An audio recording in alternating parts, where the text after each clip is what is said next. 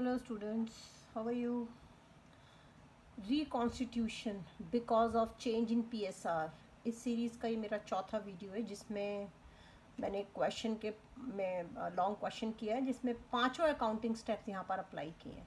Step number 1 होता है जिसमें कि हम अपना sacrificing and gaining ratio calculate करते हैं। स्टेप नंबर 2 होता है जिसमें हम अपना न्यू गुडविल की कंपनसेशन जर्नल एंट्री करते हैं। स्टेप नंबर 3 होता है हमारा जिसमें एक्यूमुलेटेड रिजर्व सरप्लस वगैरह को हम डिस्ट्रीब्यूट करते हैं। स्टेप नंबर 4 होता है हमारा रीवैल्यूएशन अकाउंट। और स्टेप नंबर 5 हम इस क्वेश्चन के अंदर करेंगे, कैपिटल अकाउंट्स बनाएंगे और रिवाइज्ड बैलेंस शीट बनाएंगे। ये 2 नए स्टेप सीखेंगे। तो सबसे पहले हम क्वेश्चन पढ़ते हैं कि मैंने क्वेश्चन क्या अज्यूम किया हुआ है। क्वेश्चन है A, B and C shared the profits in 4:3:3 ratio. Their balance sheet as on 1/4/2020 was as follows. Old ratio उनकी 4:3:3 है और ये उनकी बैलेंस शीट दी हुई है ओल्ड बैलेंस शीट। इस बैलेंस शीट में मैं अभी पहले से ही देख लूँ आउट ऑफ 7 आइटम कितने दिए हुए हैं, 3 दिए हुए हैं। लाइबिलिटी साइड में जनरल रिजर्व दिया हुआ है, असेट साइड में गुडविल और एडवर्टाइजिंग डेफर्ड एक्सपेंस। तो जो मैं हमेशा 7 आइटम की बात करती हूँ उसमें से 3 आइटम्स दिए हुए हैं। ठीक है, क्वेश्चन फर्दर कहता है they changed PSR as 3:2:1 from 1st April onwards। तो उनकी ओल्ड रेशो जो ऊपर ये लिखी थी वो बदल के न्यू रेशो 3:2:1 हो जाएगी। ठीक है, और they estimated goodwill of the firm as 1,20,000। तो जो न्यू गुडविल एस्टिमेट की है 1,20,000। तो अभी क्वेश्चन आगे बाद में पढ़ेंगे, पहले स्टेप्स देखते हैं, सॉल्व करना स्टार्ट कर देते हैं। ये स्टेप नंबर 1, ABC 3 पार्टनर लिखे, इनका ओल्ड रेशो लिखा 4:3:3, न्यू रेशो लिखा 3:2:1, सैक्रिफाइसिंग रेशो का फॉर्मूला लगाया old ratio minus new, 4/10 minus 3/6, 3/10 minus 2/6, 3/10 minus 1/6। Solve किया तो ए का आंसर आया -3/30, बी का आया -1/30, सी का आया 4/30। जिनका निगेटिव आंसर है वो गेन है, गेन लिख दिया। जिसका पॉजिटिव आंसर है वो सेक्रीफाइस है। ये स्टेप नंबर 1 हुआ। ठीक है, इस गेन और सेक्रीफाइस की हेल्प से हमारी कंपनसेशन जर्नल एंट्री डिसाइड हो गई, जिसमें सी को जो कि सेक्रीफाइस कर रहा है क्रेडिट किया जाएगा, ए और बी जो दोनों को गेन हो रहा है वो दोनों डेबिट होंगे। चलो अमाउंट कैलकुलेट करते हैं पहले। ठीक है, तो यहाँ पर हमने लिखा हुआ है फर्म्स गुडविल 1,20,000। क्वेश्चन हमने जब रीड किया तो यहाँ लिखा हुआ था ना ये इन्फॉर्मेशन में, they estimated goodwill of the firm as 1,20,000। तो इसी इन्फॉर्मेशन को यहाँ लिखा है फर्म्स गुडविल इज 1,20,000।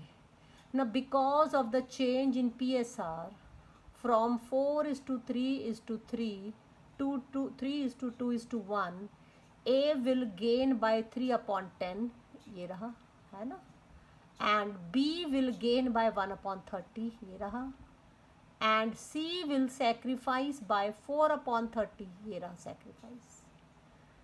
तो जर्नल एंट्री ये बनी, A's capital account debit, B's capital account debit to C's capital account. A का अमाउंट है 12,000, B का 4,000, C का 16,000। ये अमाउंट कैसे आया, यहाँ छोटा छोटा करके लिखा हुआ है। फॉर्म के गुडविल है 1,20,000, उसको मल्टीप्लाई किया ए के गेन से 3/30, ये रहा ए का गेन 3/30। बी का अमाउंट 4,000 कैसे आया, फॉर्म की गुडविल 1,20,000 को मल्टीप्लाई किया बी के गेन से 1/30 से, ये रहा 1/30 गेन। सी का अमाउंट 16,000 है, ये कैसे आया, 1,20,000 को मल्टीप्लाई किया सी के सेक्रीफाइस से 4/30 से, ये रहा 4/30। ठीक है, तो स्टेप नंबर 1 और 2 हो गए। अब आ गए हम स्टेप नंबर 3 पर।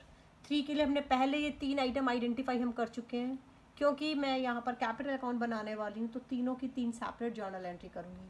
पहले जनरल रिजर्व की general reserve 1 lakh to A's capital account 40,000, to बी's capital account 30,000, to C's capital account 30,000।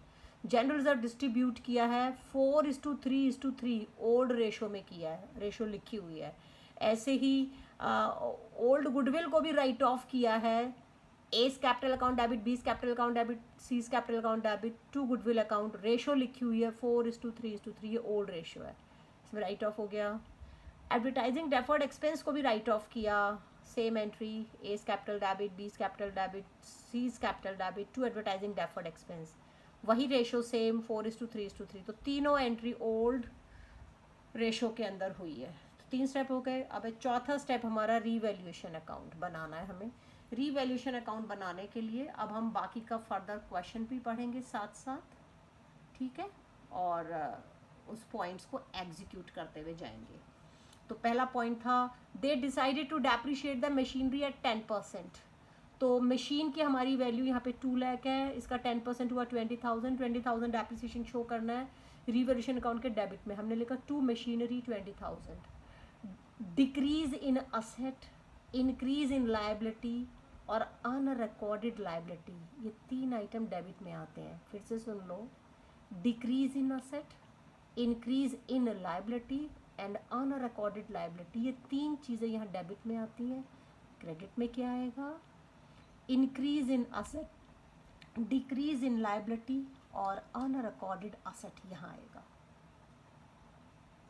ठीक है। इस रूल को याद रखते हुए अब step 2, building to be appreciated by 10%। Building की वैल्यू है 5 लाख, इसका 10% एप्रिसिएशन हुआ 50,000, जो कि क्रेडिट में आएगा बाय बिल्डिंग 50,000। फिर नेक्स्ट है outstanding expenses were found for rupees 20,000 and creditors of rupees 5,000 were not to be paid। 2 transaction इकट्ठी लिखी हैं। तो आउटस्टैंडिंग एक्सपेंसेस यानी कि लाइबिलिटी इंक्रीज हो रही है, तो लिखा यहाँ पे टू आउटस्टैंडिंग एक्सपेंसेस 20,000, और ये क्रेडिटर्स डिक्रीज हो रहे हैं 5,000 के, तो ये क्रेडिट में आ गया बाय क्रेडिटर्स 5,000। अगला है provision for bad debt to be maintained at 15% of the debtors. तो डेटर्स बैलेंस शीट में चेक करें, पुराने वाली 1 लाख है और वहाँ पे 10,000 हमारा प्रोविज़न अभी है, तो 15% प्रोविज़न हमें लेकिन मेंटेन करना है। क्वेश्चन कह रहा है अभी 15% मेंटेन करो, 15, तो 15% 1 लाख का हुआ कितना? 15,000 हुआ, 10,000 तो पहले से मेंटेन्ड है, यानी कि प्रोविज़न को हमें बढ़ाना है 5,000 से। तो ये प्रोविज़न लाइबिलिटी नेचर है, तो यानी कि लाइबिलिटी बढ़ेगी तो डेबिट में आएगा। To provision for bad debt 5,000, ठीक है। तो यहाँ टोटल आया क्रेडिट साइड का 55, डेबिट साइड का टोटल है 45, तो डिफरेंशियल फिगर आई 10,000। इस डिफरेंस को ट्रांसफर किया to balance transfer to A's capital account, B's capital account, C's old ratio में 4:3:3, तो 4,000, 3,000, 3,000। तो ये हमारा रिवैल्यूएशन अकाउंट भी हो गया। अब हम नया स्टेप इस वीडियो में सीख रहे हैं कि कैपिटल अकाउंट कैसे बनेंगे। कैपिटल अकाउंट बनाने के लिए देखिए, ये हमारा इनका पर्टिकुलर कॉलम एक कंबाइन रहेगा दोनों साइड में, और ये इनके अमाउंट कॉलम सबके अलग अलग हैं। ए का, बी, सी तीनों के अमाउंट कॉलम है, और डेबिट साइड में भी ए, बी, सी तीनों के अमाउंट कॉलम अलग है। सबसे पहले हमें लिखना चाहिए balance brought down capital account का ओपनिंग बैलेंस। ये ओपनिंग बैलेंस हम कहाँ से पढ़ेंगे? ये क्वेश्चन में यहाँ दिया हुआ है हमें, ए, बी, सी के। ए का 3 लाख, यहाँ 280, 270, ये तीनों बैलेंसेस को मैंने यहाँ इसमें लिखा क्रेडिट साइड में बाय बैलेंस ब्रॉट डाउन। दूसरी एंट्री लिखी मैंने रीवैल्यूएशन प्रॉफिट। ये जो प्रॉफिट मैंने यहाँ कैलकुलेट किया था, ये प्रॉफिट जो रीवैल के डेबिट में था वो पार्टनर्स के क्रेडिट साइड में आ गया, और लिखा मैंने रीवैल्यूएशन प्रॉफिट 4,000, 3,000, 3,000। अगली एंट्री है जनरल रिजर्व। एक गोल्डन रूल याद रखो, कोई भी वो चीज़ जो हमें पार्टनर को देनी है जिससे पार्टनर का कैपिटल अकाउंट इंक्रीज होगा, उसके क्रेडिट में आएगा। तो ऊपर जर्नल एंट्री लिखी हुई है, जनरल रिजर्व को डेबिट किया, पार्टनर को क्रेडिट किया हुआ, तो पार्टनर्स की क्रेडिट में पोस्टिंग आ गई। पर्टिकुलर कॉलम में लिखा जनरल रिजर्व, और ये रिस्पेक्टिव अमाउंट जो थी 40, 30, 30 लिख दी, यहाँ 40, 30, 30, ठीक है। फिर यहाँ पर गुडविल ट्रांसफर हुई है। कौन सी गुडविल? ये इस वाली जर्नल एंट्री से आया है। इस जर्नल एंट्री में पार्टनर्स के कैपिटल अकाउंट को डेबिट किया हुआ है ना, क्योंकि गुडविल राइट ऑफ किया है, तो इस पार्टनर्स के डेबिट में आ गए, और ये रेस्पेक्टिव अमाउंट लिख दी 36, 27, 27, 36, 27, 27। अगला था एडवर्टाइजिंग डेफर्ड एक्सपेंस, वो भी यहाँ डेबिट में आ गए, ठीक है। तो इस सब के बाद हमने बैलेंसिंग क्लोजिंग फिगर इनकी कैलकुलेट करी। ए का क्लोजिंग बैलेंस आ रहा है 2,60,000, बी का आ रहा है 2,50,000, सी का रहा है 2,40,000। I hope you know how to calculate the balancing figure. इनका क्रेडिट साइड का टोटल करेंगे ए का जो कि 344 आ रहा है, उसमें से ये डेबिट वाली दोनों फिगर्स माइनस करेंगे तो बैलेंसिंग फिगर आएगा। सेम करेंगे बी और सी का। तो ए बी सी तीनों के क्लोजिंग आ गए। अब हम बनाने हमें balance sheet, closing balance sheet. Closing balance sheet और ओपनिंग बैलेंस शीट और रीवैल्यूएशन साथ साथ चलेंगे सारी चीज़ें। तो इसको बनाने का तरीका ये होना चाहिए, सबसे पहले हम यहाँ पर इनके कैपिटल अकाउंट्स लिखे हुए ओपनिंग बैलेंसेज, तो यहाँ पे हम कैपिटल अकाउंट बैलेंसेज लिखें, लेकिन अब की बार हमें क्लोजिंग बैलेंसेज लिखने होंगे ए बी सी। इनके क्लोजिंग बैलेंस कहाँ से रीड करेंगे, वो यहाँ से करेंगे कैपिटल अकाउंट से। 2,60,000, 250, 240 ये लिख दिए तीनों। इसके बाद यहाँ पे दूसरा आइटम था हमारा क्रेडिटर्स, 50,000 था, ठीक है ना। तो 50,000 अभी रीवेल में हमारा क्रेडिटर्स जो डिक्रीज हुआ था 5,000 से, ये रहा।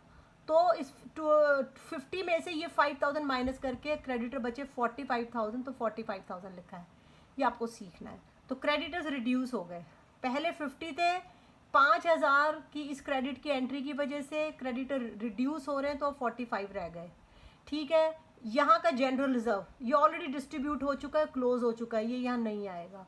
अब यहाँ पर और क्या आएगा, अब हम देख लेते हैं। मैंने लिखा है आउटस्टैंडिंग एक्सपेंस है, ये एक नई लाइबिलिटी क्रिएट हुई थी, ये कहाँ लिखा हुआ है, ये रीवेल। तो रीवेल के अंदर ये लिखा है आउटस्टैंडिंग एक्सपेंस, एक नई लाइबिलिटी क्रिएट हुई थी जो कि ऑब्वियसली ओल्ड बैलेंस शीट में तो नहीं है, लेकिन न्यू बैलेंस शीट में ये आएगा।